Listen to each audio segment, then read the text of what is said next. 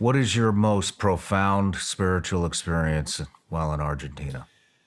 I've not told this one to very many people at all. Probably, I don't even know if my kids will know it. So when they hear it, they'll. We were, there was three of us. Normally it's just two of you, but we happened to be three of us at that point. I had one guy from Argentina, one guy from America. They were new, and so I was training them. And we'd had a rough day. Everything had gone wrong that day. Like the appointments had all been canceled, and so we're just like, let's just go back to the pension, which is the apartment. Let's go back to the pension and let's just call it a day. And as we crossed this road, we see this old man, just old and dirty, and clothes are all tattered, long hair, head down, beard, just old bum, just what you would think is a bum. So he's crossing the road, and we get to the other side and we stop, and we all three look at each other and we're like, do we just go home, or should we turn around and help this guy? What should we do? And so finally we said, let's just go help this guy. So by the time we crossed back across the street, he was trying to get up over the curb and he started to fall, and we got there just in time and we catch him. And so we kept asking him, where are you going? And he was just kind of mumbling. So there was for about 30, 40, maybe 30 yards away, there was a kiosk, which is where it's a little store in the side of a building, somebody's house, where they sell milk and candy and food. And so we start walking towards the kiosk, and it literally takes us 30 minutes or more to walk 30 yards. Because this guy can't walk. He's just shuffling along. And so by the time we get to this kiosk, the sun has gone down. And now we're standing under this kiosk, much like we are in this room, and there's a light above us. And the guy, none of us had seen the guy's face. And so we asked the kiosk guy, we're like, who is this guy? He says, oh, he lives right over there, just a couple doors down at that house. And we said, well, what does he usually get here? And they said, he gets milk and candles. And we said, okay, well, give us the milk and the candles.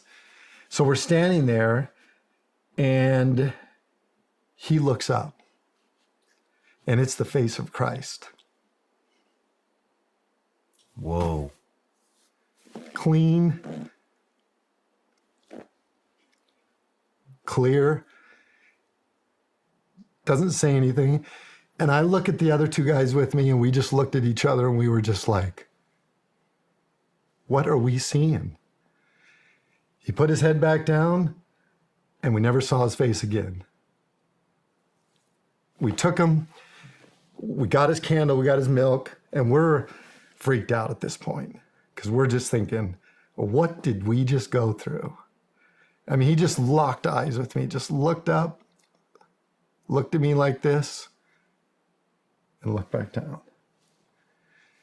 So we walked this guy over, we put him in this little, we walked through this gate, and in this room was a little storage closet. And this is where he lives. It was no bigger than, he had a chair in the storage closet, a bunch of junk behind him. He had a table with old candles, and we put his milk on his table and his candles. And on the way there, he's like, who are you? We just said, we're just angels from our Lord taking you home. So 2 days later, we show back up. We're knocking on the door, nothing. We asked these kids out playing. We're like, hey, where's the guy that lives here? And they said, oh, he died 2 nights ago.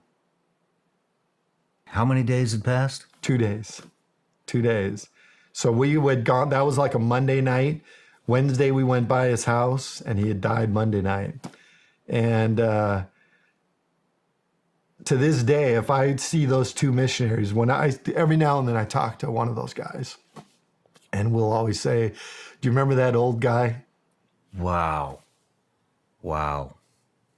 And what it was for me is it taught you a lesson that Christ is in the things that you least expect. God is in the things that you least expect. If you judge a book by its cover, if you see it for the dirtiness and the bum and the this and that, you miss the opportunities you miss where Christ truly is.